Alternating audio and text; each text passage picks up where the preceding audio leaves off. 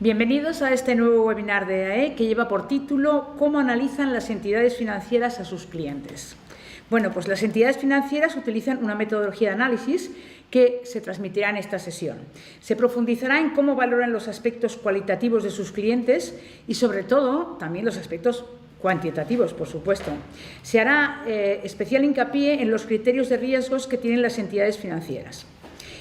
También hoy, en este webinar, se detallarán todas las claves de este interesante tema. Por ejemplo, vamos a conocer los motivos de devolución o de negación de propuestas, etc. ¿De quién? De la mano de un experto en el tema, como tengo a mi lado, como es Jaime Tomás. Jaime Tomás, tenéis que saber que es director general de la consultora IDD, que es Innovación, Desarrollo y Desarrollo Directivo.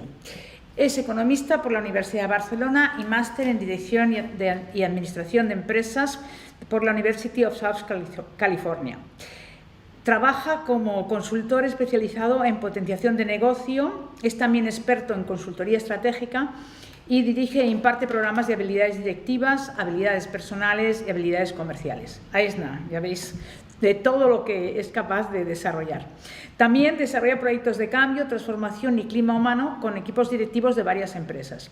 Imparte conferencias y seminarios sobre liderazgo, negociación, superación y motivación, enfocándose al refuerzo de las actitudes de las personas y al desarrollo de las habilidades necesarias para conseguir lo que queremos todos, ¿no? Que es el éxito tanto personal como profesional. Os recomiendo, antes de seguir, de que vayáis a la web de IDD, que la pondremos al final, ¿no? O os la enviaremos, porque allí también veréis, si os interesa, que creo que puede resultaros muy interesante, los libros que ha escrito, porque es un hombre que ha escrito muchos libros y ahora no tendríamos tiempo de explicarlos todos, ¿no? Entonces os lo recomiendo. Entonces, ya deciros que el webinar, como siempre, como sabéis, durará 1 hora, en la que los primeros 45 minutos, en este caso tenemos la suerte de que Jaime nos va a hablar de este tema, y los 15 minutos finales lo que vamos a hacer, como es habitual, es responder a las preguntas que nos hagáis llegar al correo electrónico, ciclos.adistancia@eae.es. Bueno, pues ya, sin más preámbulos, os dejo muy buenas manos, os dejo con Jaime. Muy bien, pues muchas gracias, Leonor, por la presentación y muy buenas tardes a todos y a todas. Yo os he preparado un material bastante amplio y veréis que alguna diapositiva la pasaré deprisa, o sea, y no me entretendré mucho, pero el tema es denso y yo he preferido que tengáis una documentación válida para las consultas que necesitéis y que podáis de alguna manera tener dudas. Leonor no ha comentado, porque no lo tenía escrito en el currículum, yo he estado 22 años en el sector financiero y he tenido diferentes funciones, siempre en lo que es la red, pero he visto muchas propuestas de riesgo y he estado con muchas empresas para analizar sus riesgos, ¿no? Entonces vamos a dividir la ponencia en varios grupos. Uno que vamos a hablar ahora de lo que es el riesgo de crédito, sobre todo de crédito, cómo planifican el análisis del negocio y del riesgo también las entidades.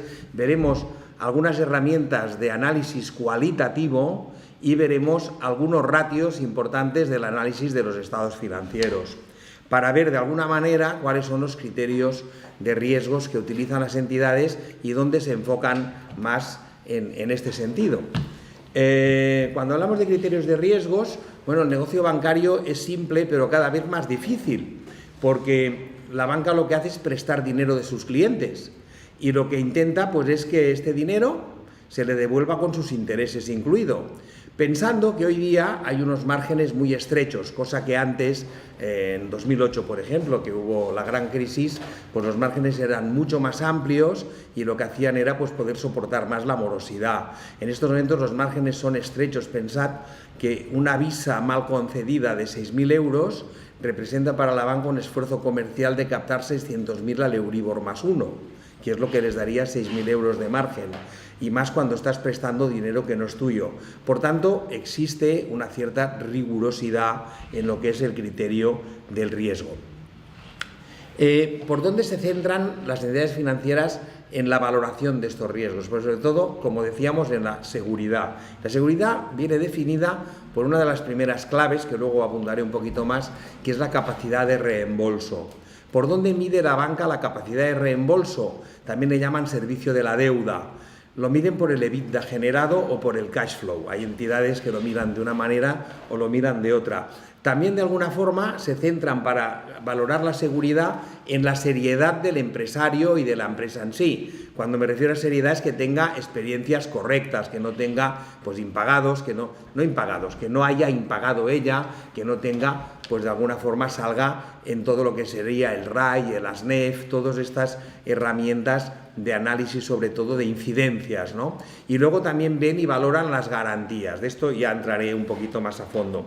También buscan la diversificación sectorial, diversificación de clientes. Evidentemente no quieren tener todos los huevos en el mismo cesto. Si bien hay oficinas pues, que están en zonas rurales o zonas agrícolas y resulta pues, que todo el riesgo está en el sector agrícola, ¿no? Pero realmente lo que buscan es más la diversidad. Buscan la liquidez, buscan también el poder recuperar este dinero que han prestado, como decía, con sus intereses, y buscan la rentabilidad. Entonces, a cuanto más riesgo, más caro debería ser la operación aprobada. Los factores que determinan el nivel de riesgo, el primero es conocer el solicitante. De alguna manera, yo cuando estaba en la banca, pues el 50% de la decisión casi la tenía en los primeros 10 minutos de hablar con un cliente, porque de la manera que se te explican y de la manera que te enfocan sus necesidades, pues te gusta o no te gusta, ¿no? Yo creo que esta parte de conocer al solicitante es muy importante. Luego está el plazo de la operación, la modalidad, el importe, la finalidad y las garantías. Voy avanzando en esto. Los criterios de concesión de los riesgos, por un lado diríamos que es la finalidad adecuada. Hemos de tener una cierta coherencia entre la modalidad y la finalidad. Es decir, si una persona quiere comprar una máquina, lo normal es una financiación a 3, 4, 5 años. Si una persona quiere que le cubran unas necesidades de campaña de Reyes, lo normal es una cuenta de crédito a menos de un año. Por tanto, la finalidad tiene que ver con la modalidad. Antes decía que lo más importante era la capacidad de reembolso, la capacidad de devolución. Y fijaros que aquí os pongo ingresos justificada. Es decir, desgraciadamente hay bastante economía sumergida en este país y esta no cuenta para la evaluación de riesgos. La solvencia. Si una empresa es solvente, y la solvencia se mide más por el patrimonio neto, por el capital más reservas, pues evidentemente a lo mejor no se le piden garantías personales, pero suponed una empresa pues que tiene 100.000 euros de patrimonio neto y le pide al banco 100.000 euros de financiación, pues lo más probable es que le pidan garantías personales de los socios. Pero si esta empresa tiene 1,5 millones de patrimonio neto y pide 100.000 euros de financiación, igual no haría falta que los socios firmaran. Las garantías que se piden pues siempre han de ser tangibles, de alguna forma valorables, estables, vendibles, suficientes. La banca, no obstante, no quiere pisos. Ya veis cómo están ahora los fondos buitre y otro tipo de fondos en fincas y en pisos y en garajes y en naves industriales, pues que las tienen ahí, que no las venden, no las sacan, y por tanto la banca lo que no quiere es eso. O sea, la banca lo que quiere es que le devuelvan el dinero, ¿no? Y luego está la seriedad. La seriedad se mide por la capacidad, la profesionalidad, el conocimiento, la implicación de los socios en el negocio o no, o sea, todo lo que sería esta parte seria de que no tengan antecedentes judiciales ni antecedentes de devoluciones, etcétera, etcétera, ¿no? Aquí os he puesto la base de datos que de alguna forma, tanto interna como externa, que piden las entidades financieras. Evidentemente no lo voy a leer, lo tenéis aquí de alguna manera. Para los que no lo tengan muy claro, el RAI es la relación de aceptaciones impagadas. Quiere decir que son todos los pagarés o efectos o cheques impagados en algún momento. Esto sale en un registro que es el RAI. Y el ASNEF es la Asociación Nacional de Entidades Financieras. Es todos aquellos recibos, ya sean de Telefónica, ya sean del Corte Inglés, ya sean de cualquier financiera, de Cofidis, que tú has impagado, pues te advierten que si no pagas te sacarán en el ASNEF, que sería este credit bureau, de alguna manera, en la que tienen acceso todas las entidades financieras. Hay un cálculo, que es el cálculo de la pérdida esperada. Esto apareció con Basilea II. Basilea II fue una normativa europea en la que se estableció un sistema de análisis, que esto se convertía en una fórmula a través de un concepto que es el scoring. Habéis oído hablar de esto. Cada empresa es medida con un ratio y este ratio lo que hace es que de alguna forma define la capacidad o no de entrar en riesgos con esta empresa, ¿no? Entonces hay una puntuación de clientes, estos modelos, hay una probabilidad de impago, que sería la pérdida esperada, y por tanto se cuantifica el riesgo en base a esta pérdida esperada, que también se le puede llamar prima de riesgo. Cuanto más pérdida esperada hay, el cliente tiene que pagar más interés, porque lo ha de cubrir con el coste del dinero. ¿Cómo planifican el análisis y el negocio, ¿no? Fijaros que aquí tenéis una muy buena herramienta en la que vemos, por un lado, el pasado. Esto lo analizan muy bien porque es tangible. Esto es lo único que pueden verificar, ¿no? O sea, ven el histórico, como decía, ven el ASNEF y el RAI, ven la CIRBE. La CIRBE es la Central Informativa de Riesgos del Banco de España. Luego entraré un poquito más a fondo en este sentido. El Banco de España facilita los datos de endeudamiento que la banca, que las empresas tienen con todos los bancos. Lo que no dicen con qué bancos son, y además llega con 2 meses de retraso a la banca, El informe comercial habitualmente utilizan una empresa de informes que es Informa y Accessor. Son las 2 compañías de informes en las que la banca se nutre como información, y luego está la cuenta de resultados y el balance que les facilita la empresa. Con esto definen el pasado, pero con esto llegan a una conclusión. Esta empresa ha sido buena, ha sido regular o ha sido mala, pero la pregunta es, ¿y ahora es buena? Entonces entran a lo que es el análisis funcional o análisis de funcionamiento. Ahora lo enumero muy rápidamente para entrar más al detalle. El análisis de funcionamiento es cómo funcionan los 6 aspectos claves de una empresa, que son las ventas, las compras, la producción, los recursos humanos, las finanzas y la gerencia.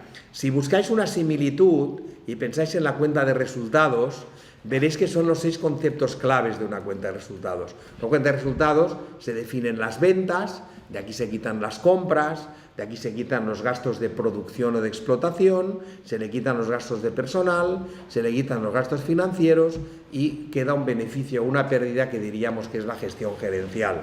Con esto vería la banca ve el presente, pero ¿qué es lo que le cuenta a la empresa? La banca se nutre por lo que le cuenta a la empresa. Y luego el futuro es más complejo, ¿no? Porque fijaros que yo estoy definiendo que la capacidad de reembolso o el servicio de la deuda lo define el EBITDA, pero lo define el EBITDA de 2018. Y a lo mejor el préstamo se tiene que pagar en el año 20, 21, 22 y 23. Por tanto, no podemos definir el EBITDA en 2-3 años. Podemos hacer aproximaciones, podemos hacer un plan, pero evidentemente el papel lo puede aguantar todo, ¿no? Por tanto, hay una serie de estudios y análisis más intangibles, más cualitativos, que sería el análisis estratégico, el análisis de producto a través de entrar en las páginas web y ver qué productos está comercializando o fabricando esta empresa, análisis de posicionamiento, análisis de la competencia y luego una herramienta que os daré de dependencias y concentraciones. Con todo esto, que yo le llamo análisis integral, pues la banca puede decidir, si miramos arriba, si entra en circulante, es decir, a corto plazo, si entra a corto y a largo. A la banca no le gusta solo entrar a largo plazo. Si entra a largo, le gusta estar también en el corto. Y si hay negocio internacional. Pensad que para la banca el negocio internacional es lo más rentable actualmente que hay. ¿Por qué? Pues porque hay comisiones, hay diferencias de cambio, se trabaja con diferentes tipos de cambio, seguros de cambio, y todo esto pues genera una buena rentabilidad. Y luego pues la banca pide rentabilidad, pide compensaciones, que es qué productos me traerás aparte que me ayudarán a ser más rentable, y a veces pide garantías personales si es necesario. Por tanto, para definir el esquema de la toma de decisiones, veremos el análisis relacional, el análisis económico-financiero, el funcional y el estratégico para definir un potencial de crédito. Y luego veremos características de la operación, el tema de finalidad con la modalidad, adecuación de esta operación a los criterios del banco. Hay bancos que no quieren, por ejemplo, empresas de juego o no quieren un determinado tipo de empresas de sectores determinados, ¿no? Inmobiliario, textil, lo que sea. Luego las garantías, las compensaciones para mejorar la rentabilidad y luego formalizar la operación. Las herramientas que la banca quiere para ir centrando el tema, pues la banca obtiene unas fuentes de información interna y externa claramente, ¿no? Preparan la entrevista, de alguna forma, con esta información que tienen interna y externa, desarrollan la visita y durante la visita a la empresa hacen un análisis cualitativo, luego ven la documentación que les aporta la empresa para hacer el análisis cuantitativo y luego elaboran una propuesta adecuada para que el analista de riesgos acabe definiéndola. Es decir, la oficina tiene unas atribuciones que son bastante limitadas, por tanto casi todo lo tienen que elevar a lo que es el departamento de análisis de riesgo y acaban pues seguimiento del negocio y seguimiento del riesgo, porque si tú has prometido, una empresa ha prometido una serie de compensaciones, lo que hacen es seguir a ver si se respetan, ¿no? Y luego pues también ven posible prevención que pueda generar por una serie de alertas. Aquí os he puesto una macro diapositiva en la que si miramos de izquierda a derecha veremos pues estas herramientas, ¿no? Tienen siempre la ficha de cliente o la ficha de empresas vinculadas, tienen las conductas irregulares morosas históricas, porque aunque fueras moroso hace 7 años y hayas pagado, sigues estando registrado en la entidad financiera, siempre y cuando hayas sido moroso de aquella entidad financiera. Vemos el informe comercial, vemos el RAI-ASNEF, vemos datos sectoriales, que también es lo que ven, y la información interna, para luego ver sistemas propios que tienen, el scoring, ¿no? Registros, se van al registro mercantil, pero sobre todo van al registro de la propiedad cuando hay algún bien inmobiliario, datos del propio cliente, datos de CIRBE y datos de referencias bancarias, que os lo he puesto, pero habitualmente casi nunca las utilizan. ¿Qué es la CIRBE, no? La CIRBE, como decía, es la Central Informativa de Riesgos del Banco de España. Ellos utilizan la CIRBE para analizar la empresa, ven el nivel de endeudamiento, ven la evolución si ya es cliente, ven la operativa, ven situaciones especiales y lo pueden cuadrar con los estados financieros. La CIRBE no la pueden pedir si el cliente no les autoriza a ello, por tanto, piden siempre que les autorices a poder pedir la CIRBE al Banco de España por el tema de la Ley de Protección de Datos. También es una herramienta de seguimiento. Supone una empresa que tenga una nave industrial y de pronto la hipoteca. Pues esta hipoteca saldrá en la CIRBE y la verán todos sus bancos. De manera que a lo mejor sus bancos ante la hipoteca de una nave industrial ven que pierden garantía y a lo mejor toman decisiones de retirada, podría ser, o por lo menos le piden explicaciones a la empresa. La CIRBE es como un espejo que refleja una serie de datos y que nos tienen muy controlado a las empresas por aquí. Entonces pueden ver una pignoración, pueden ver, pues cuadrarlo con el volumen de ventas con el descuento que les has llevado, es decir, el descuento es anticipos de alguna forma de crédito, y ven la evolución de la cuota de riesgo. Siempre sale el porcentaje de riesgos que tiene la empresa y el porcentaje que tienes con un banco, que tiene el banco, y el porcentaje de riesgos que está con los demás bancos. De manera que una entidad dice, hombre, pues yo tengo un 20% de cuota de riesgos, ¿no? Entonces, para negociar también les va muy bien, porque ven el tipo de operativa que está con los demás bancos y le pueden decir, hombre, veo que llevas comercio exterior con otros bancos y conmigo no, por ejemplo, ¿no? Ven la cuota de riesgo, mira, veo que tienes un 20% de riesgos conmigo, pero no me das un 20% de compensaciones, que sería lo equilibrado para dejar al banco contento. Veo que si la banca ve que están con las líneas poco dispuestas, respetan más a una empresa que si la ven con las líneas muy dispuestas. Por tanto, mi recomendación es siempre que vayan las empresas sobradas de líneas para dar una buena imagen a la banca y para no estar tan en manos de la banca. Y luego todo esto define el poder negociador.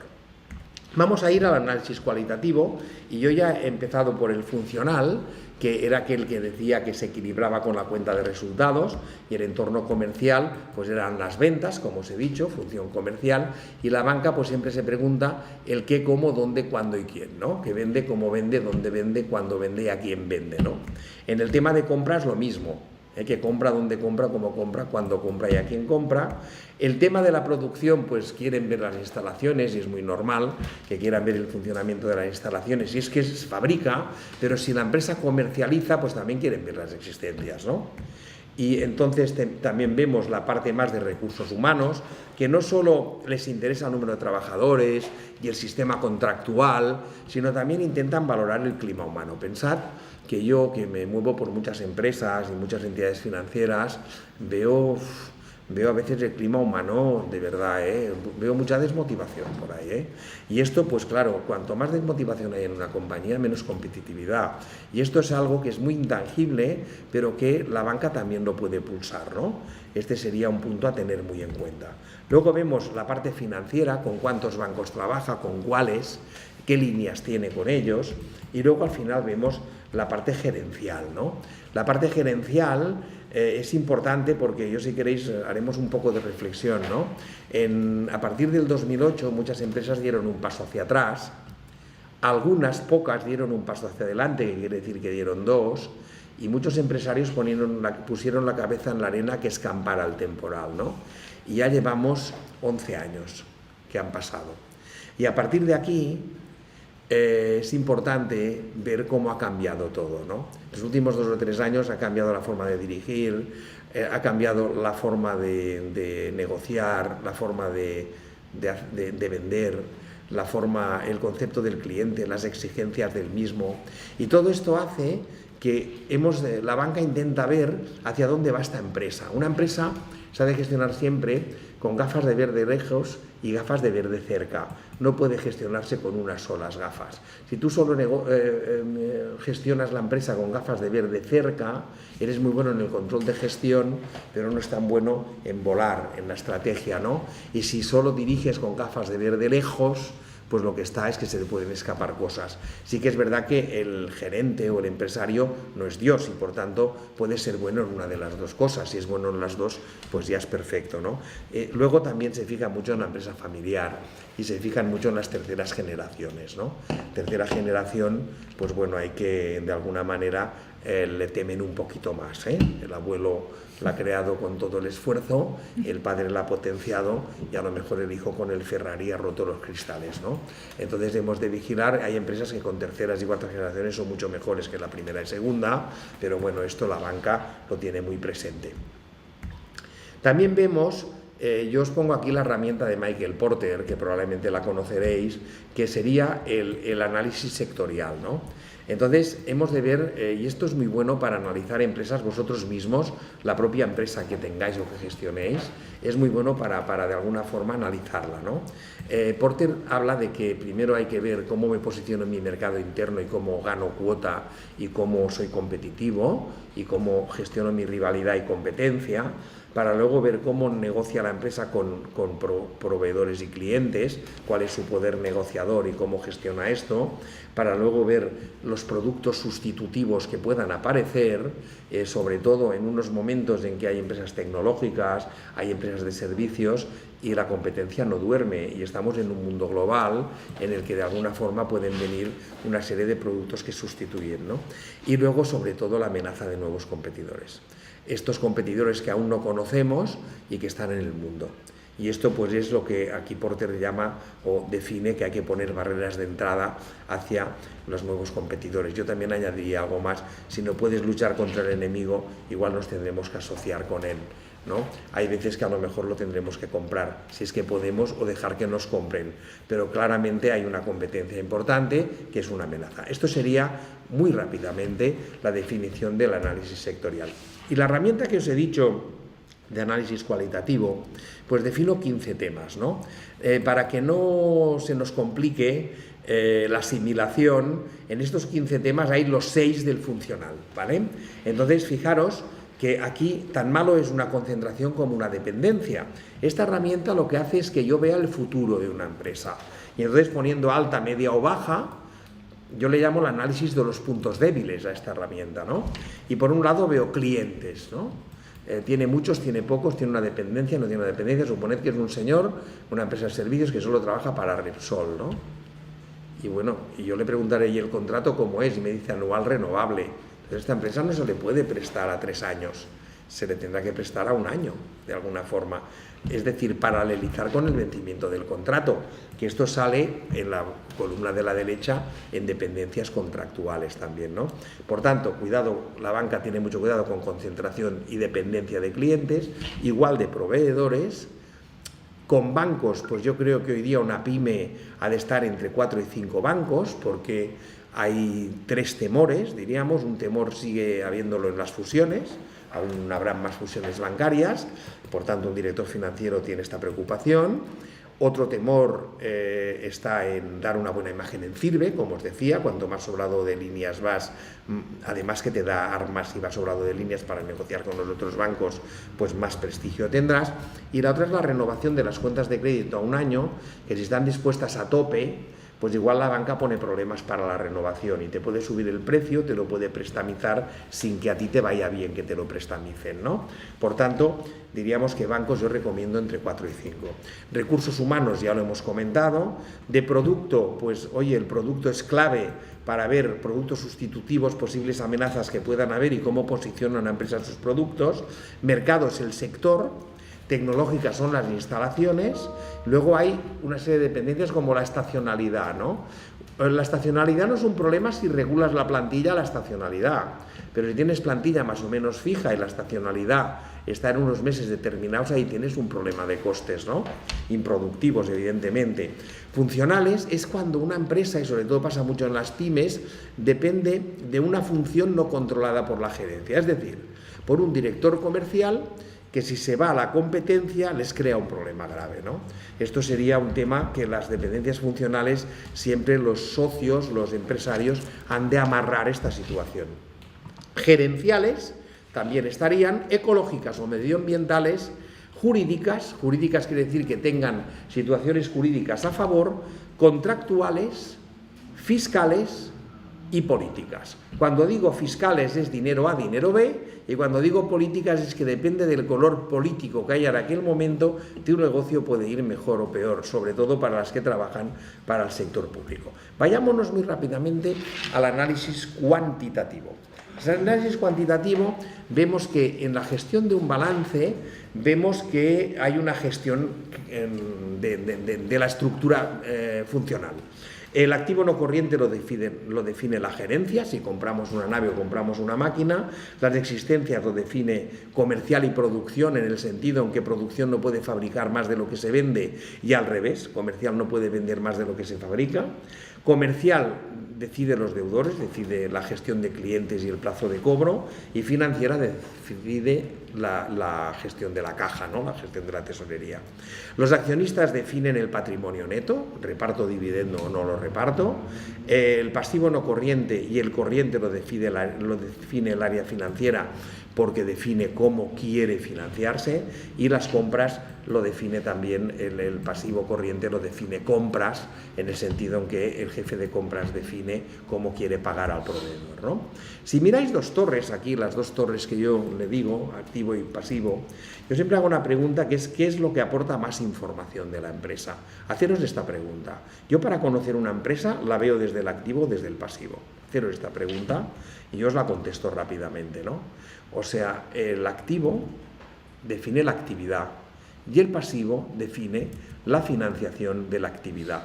En Román Paladino, el activo es lo que se tiene, el pasivo es lo que se debe y el patrimonio neto es lo que se vale. Y os he entrecomillado el que se vale porque a veces el patrimonio neto no es del todo cierto. Y os voy a hacer otra pregunta. ¿Qué aporta más información? ¿La cuenta de resultados o el balance? Y la contesto rápidamente. La cuenta de resultados aporta menos información, si bien nos aporta la gestión de todo el año. Pero la cuenta de resultados pone los contadores a cero. Y entonces mi pregunta es, ¿las ventas están cobradas? Hombre, pues las facturadas en octubre, noviembre y diciembre igual no. ¿Y las compras están pagadas? Pues las compras de octubre, noviembre y diciembre igual no. Por tanto, ¿el beneficio declarado es correcto? Pues depende de que se cobre y se pague todo lo que está en la cuenta de resultados. Por tanto, se puede pasar a patrimonio neto una cantidad que es el beneficio y a lo mejor en febrero venir un impagado y destrozar esto, ¿no? Por tanto, siempre hemos de leer los números y los estados financieros de una forma sin obsesionarnos excesivamente. Yo siempre digo que los estados financieros no son causa, sino consecuencia de las decisiones tomadas por el empresario.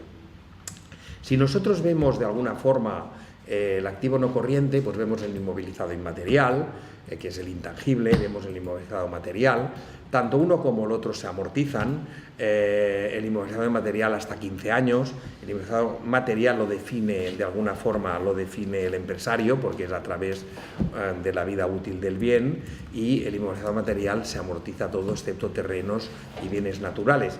Luego está el inmovilizado financiero, que aquí pues un fondo de inversión de 100.000 euros iría aquí, y si al final de año pues el fondo de inversión vale 93.000, los 7.000 irían, ya os he integrado la cuenta de resultados al lado, irían a gasto, diríamos, ¿no? Y así viceversa. Luego tenemos, aquí están los tres de circulante o de corriente, y luego tenemos inversiones inmobiliarias. Aquí van todos los bienes no afectos a la actividad y no se amortizan. Y luego hay una partida que a mí no me gusta mucho. Si veis, esta empresa tiene el fondo de maniobra positivo y es porque tiene esta partida, ¿no? Que es activos no corrientes mantenidos para la venta. Esto, si tú demuestras que lo tienes en venta, y esto a través de un anuncio en el periódico lo puedes demostrar, puedes bajar una máquina o puedes bajar un inmueble al circulante y tenerlo durante un año. ¿Qué puede pasar? Pues que yo lo puedo hacer porque es mi intención, o que lo pueda hacer para mejorar el fondo de maniobra, ¿no? Por tanto, yo siempre recomiendo y la banca lo que hace es que cuando hay una partida así que le maquilla el fondo de maniobra, pues lo que hace es subirla hacia arriba. Pero es una herramienta posible y legal en la que se puede tener este tema. La banca mira mucho los cuellos de botella. Y fijaros, los cuellos de botella están en la venta y en el cobro. Si una empresa tiene dificultades en la venta, la banca no le va a ayudar, no le interesa.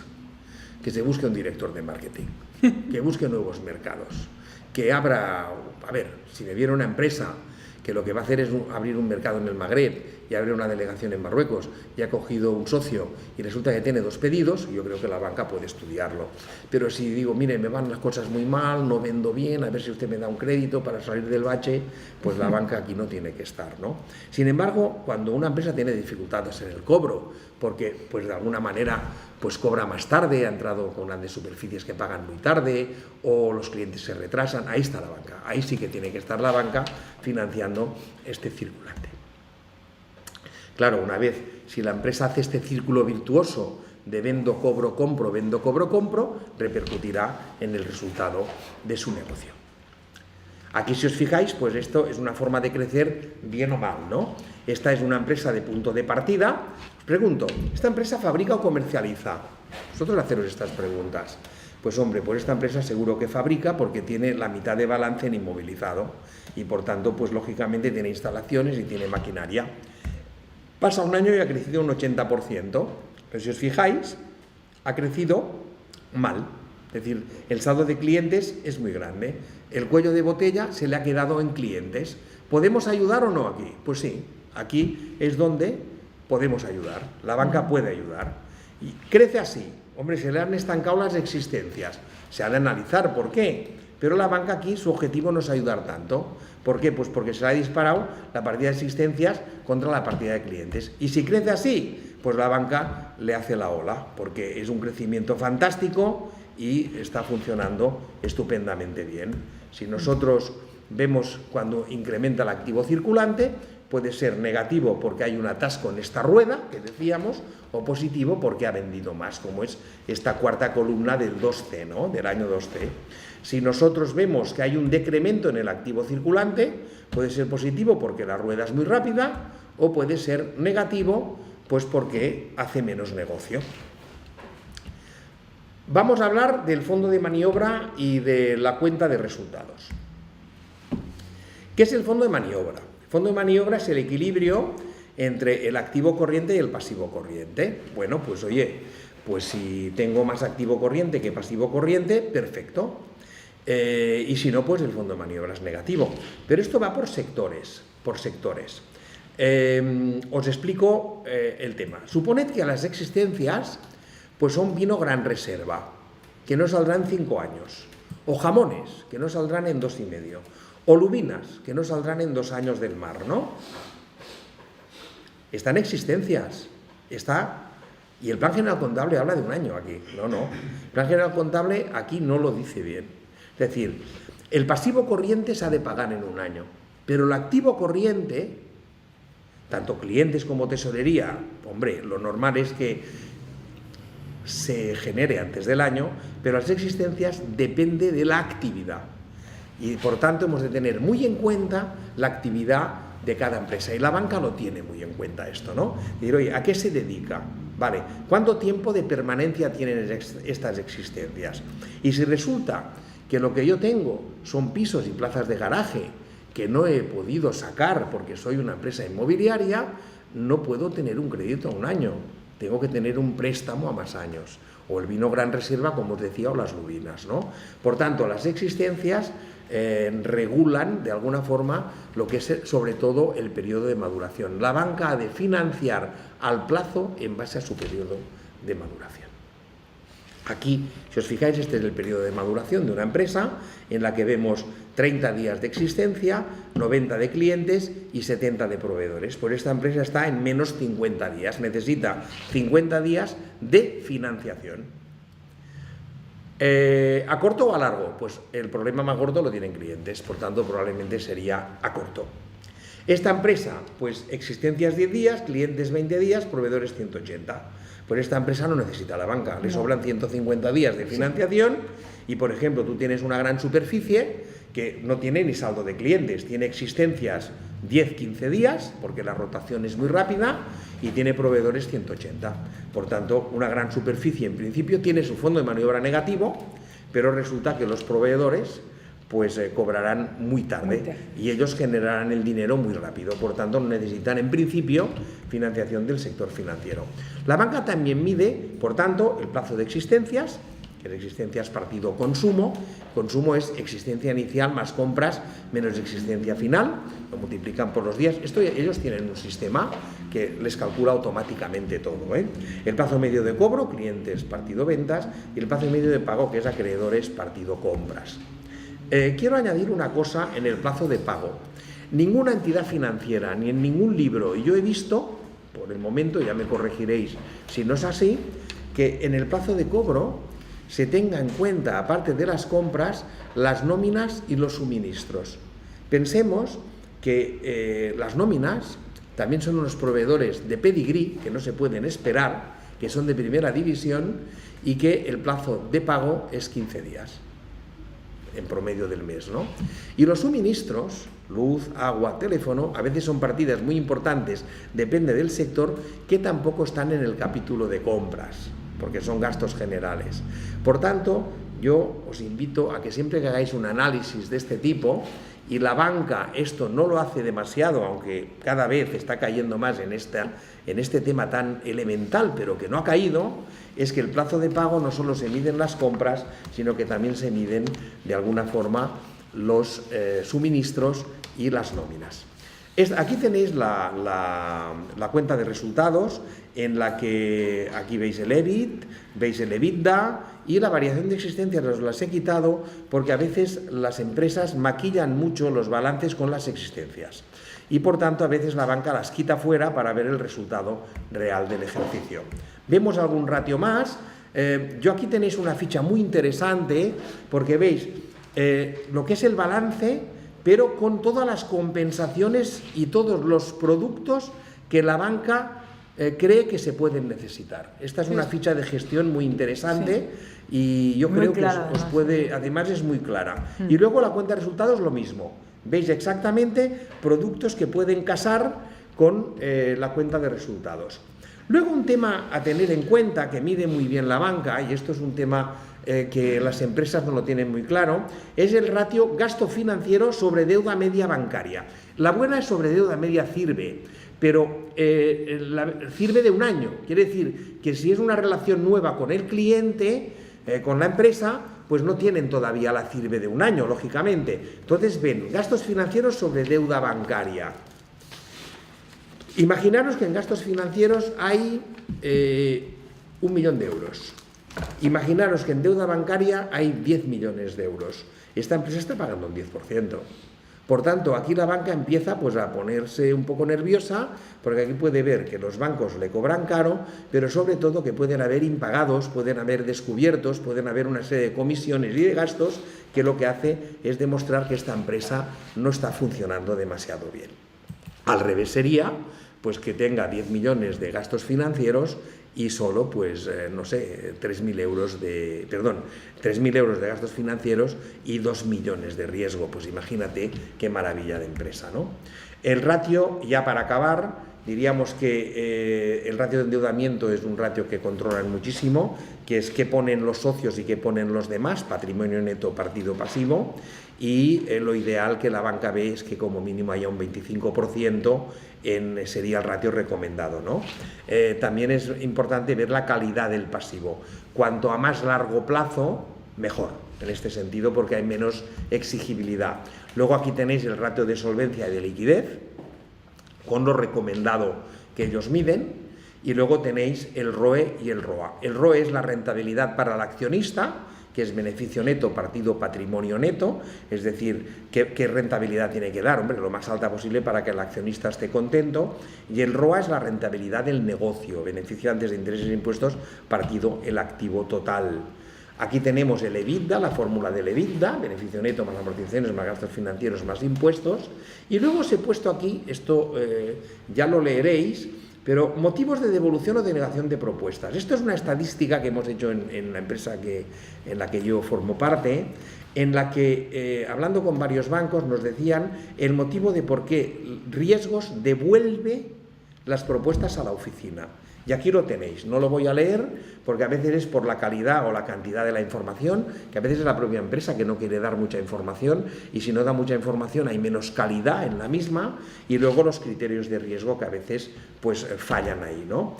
Y aquí os pongo también los motivos de denegación de las propuestas, cuando un banco dice no, ¿eh? Entonces yo creo que son dos herramientas interesantes que las quiero compartir con vosotros, ¿no? Luego vemos ahí, pues os he hecho toda la fichita chuleta, en la que vemos concentraciones y dependencias, las 15, de sobremesa con todos los ratios y la explicación de cada ratio, los ratios que habitualmente utiliza la banca. Tanto, si os fijáis, vemos los ratios que hemos hablado de liquidez, rotaciones, ratios financieros, de endeudamiento y rentabilidad y autofinanciación. Y aquí pues yo creo que he medido el tiempo adecuadamente. Muy bien. Y aquí están mis datos y además soy de una manera que me encanta ser muy transparente, y tenéis hasta mi teléfono. O sea que aquí tenéis mi correo electrónico, tenéis mi teléfono, cualquier duda estoy a vuestra disposición.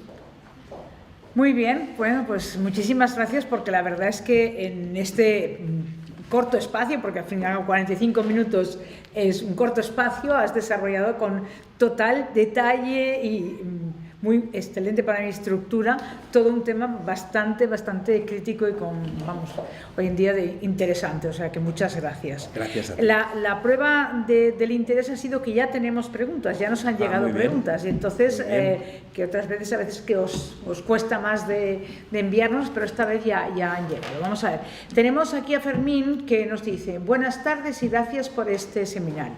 Entonces dice: me gustaría que Jaime nos hiciera una breve descripción sobre el comentario que ha realizado respecto a cómo han cambiado las formas en las empresas. Esto que has dicho dice forma de negociación, forma de vender, forma de dirigir en los últimos años respecto a antes de 2008.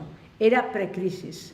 Es decir, si nos puedes hacer, como tampoco, o sea, tenemos unas cuantas, pero ¿no? Pues si nos puedes hacer un poco el detalle, ¿no? Para que Fermín se haga un poco... Vale, yo veo que antes del 2008 todo funcionaba ficticiamente bien, porque las cosas no iban tan bien como nosotros pensábamos.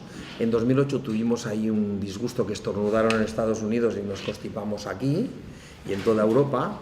Y muchos empresarios, lo que os decía, lo que hicieron es adelgazar, ¿no? Yo siempre digo que los adelgazamientos permanentes provocan la anorexia empresarial, ¿no?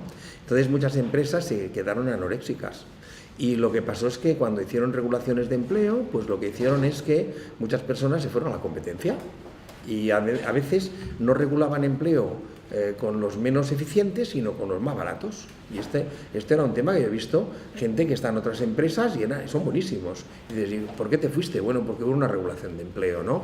Esto fue uno de los primeros problemas, el cortoplacismo, el no haber previsto la morosidad que les venía, de alguna manera. Esto pues provocó que se midieran mejor los riesgos, ¿vale? Provocó también que se tomaran decisiones más lentas, y luego yo siempre digo, y de alguna manera Einstein decía que si sigues haciendo lo mismo seguirás obteniendo lo mismo, y ahora yo me atrevo a decir que si sigues haciendo lo mismo obtendrás muchísimo menos. Pero yo he de hacer muchas más acciones comerciales para vender menos. Entonces, esto ha cambiado. Y luego el cliente tarda más en decidirse, el mercado tarda más en decidirse, y luego pues cuando lo quiere para ayer, cuando lo quiere, ¿no? Y luego hay otro problema, lo que os decía de la competencia, que la vemos venir, no sé, por ejemplo, vamos a poner el ejemplo del Corte Inglés, ¿no? No son los mejores en online, pues han tenido que abrir un portal en Amazon. ¿Por qué? Pues porque han tenido que aliarse, porque de alguna manera se han encontrado que las ventas les bajan, o sea, que no funcionan adecuadamente, ¿no? Y como esto, pues si vamos a la pyme, todavía más, ¿no? Porque claro, ¿ahora qué ha pasado? Que la banca ahora vuelve a poner mucho dinero en el mercado y barato. Y mi pregunta es, ¿el empresario sabrá organizarse y sabrá invertir bien este dinero? Porque si hay una recesión, que se habla, pero yo aún no la veo, pues puede pasar en 2 años, 1 año, 3 años, pues realmente pues veremos a ver el endeudamiento de las empresas. Y la banca empezará a cortar mucho antes porque, como os decía, no tiene tanto colchón para definir y para digerir morosos, ¿no? Entonces, yo veo el mundo de la empresa muy cambiado, con una evolución y una rapidez y una competitividad muy fuerte, ¿no? Y hemos de estar preparados para innovar, y luego ya no hablo de la era digital, ¿no? Que esto sería otra charla que podríamos hacer de lo que nos viene ahora en el tema digital, ¿no? Bueno, ahora vamos con Maribel, que Maribel nos dice: ¿cómo puede conocer un banco si una empresa está relacionada, participa o pertenece a otra empresa? Para, a la hora de aprobar una operación, tener en cuenta que pueden existir ya otras operaciones de riesgo a empresas del mismo grupo que minoran la capacidad de pago. Sí, mira, esto lo puede ver por el informe comercial. Aquí habla de las empresas vinculadas, pero luego, teóricamente, si se hace bien, debería haber una partida en el inmovilizado financiero en el que haya acciones y participaciones con otras empresas del grupo. Esto debería ser así. Entonces, y puede pasar también que hayan una serie de créditos cruzados, o sea, de activos y pasivos cruzados. Por ahí lo vería. También puede verlo porque, viendo los informes comerciales de los socios, podría ligar en que tienen participación en otras empresas. O sea, por ahí lo verían, por esta información tanto interna pero también externa. Sí, Por claro. el informe comercial ahí saldría, pero luego por estas partidas de balance también. Evidentemente, la banca, cuando hay empresas participadas, lo que no acepta es compras y ventas cruzadas, es decir, sí que lo acepta, pero no acepta la financiación de las mismas. Muy bien. Bueno, también nos decís, me ha llegado un correo en que os interesa mucho tener las diapositivas. Como sabéis, la mayoría, para los que no lo sabéis os lo digo ahora, mañana ya estará colgada, normalmente en 24 horas, como mucho 2 días, tenéis ya subida el webinar. Entonces, ahí cuando se sube, si miráis al frente, a la derecha, encontraréis el PDF donde estará la presentación de Jaime. O sea que lo vais a tener muy rápido. Bueno, ahora Luis nos dice, ¿qué papel juegan los analistas de riesgos en las decisiones de las operaciones? Bueno, yo aquí tengo una lucha muy importante con los analistas, ¿no? Doy formación a analistas de riesgo de diferentes entidades y a la red, ¿no? y parece que estén en dos mundos diferentes, ¿no? Parece que remen cada uno en una dirección, y lo que está claro es que al final hay un cliente, ¿no?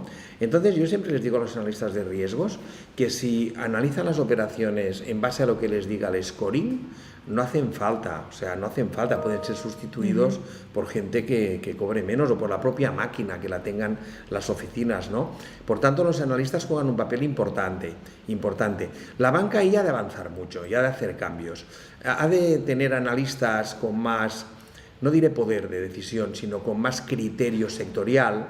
Yo soy muy partidario, y alguna entidad que lo tiene, que tiene analistas por sectores. Esto yo lo veo muy bien, porque son especialistas. Oye, el que conoce el sector textil, pues conoce el sector textil, sí, claro, y sabe exactamente cómo va. Y el que conoce por el sector pues, del tomate, en Almería, pues conoce el sector del tomate.